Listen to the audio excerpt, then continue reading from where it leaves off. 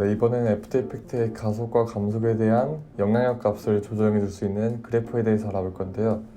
애프터 이펙트에 있는 그래프에는 스피드 그래프와 밸류 그래프 이렇게 두 가지가 있습니다. 그래프를 들어가는 방법은 여기 있는 이 타임라인에 그래프 에디터를 눌러주시면 이 타임라인 패널 창이 그래프 에디터 패널로 변경이 됩니다.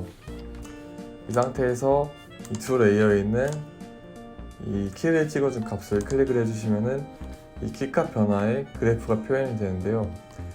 위에 있는 레이어는 이렇게 일정한 대각선의 벽면에 밑에 있는 레이어에 굴곡이 있는 이유는 이 위에 있는 레이어는 일정한 속도, 리니어이기 때문에 시간이 지남의 흐름과 X축의 값이 변하는 흐름이 일정해서 이렇게 쭉 일자로 올라가게 됩니다. 반면에 밑에 있는 가속과 감속을 적용해준 레이어는 처음에는 천천히 가속이 됐다가 여기서부터 빠르게 가속이 되면서 굴곡이 생긴 거고요. 그 다음엔 좀 어느 정도 일정한 속도로 갔다가 나중에 점점 감속이 생기면서 X축이 올라가는 폭이 줄어들면서 이런 식으로 굴곡이 생기게 된 것입니다. 그 다음으로는 스피드 그래프를 확인해 볼 건데요. 이 그래프의 종류를 바꾸는 방법은 이 그래프 창에서 우클릭, 에디트, 밸류 스피드 이 두 가지를 선택해서 스피드 그래프를 선택해 주시면 이런 식으로 스피드 그래프로 변경이 됩니다. 똑같이 다른 레이어의 속성을 확인해 봐도 이런 식으로 변경이 되어 있고요. 스피드 그래프는 말 그대로 수치의 값의 변화의 속도를 그래프로 나타내 준 겁니다.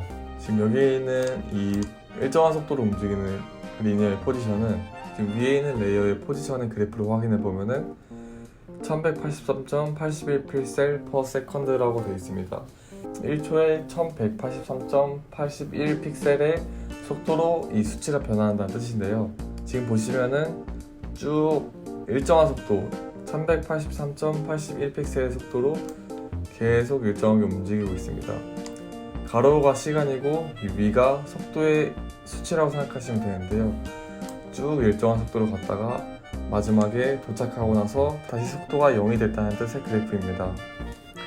그럼 이번에 밑에 있는 레이어 그래프를 확인해 보면 이 레이어는 지금 가속과 감속이 적용이 됐기 때문에 처음 시작할 때는 속도가 0입니다.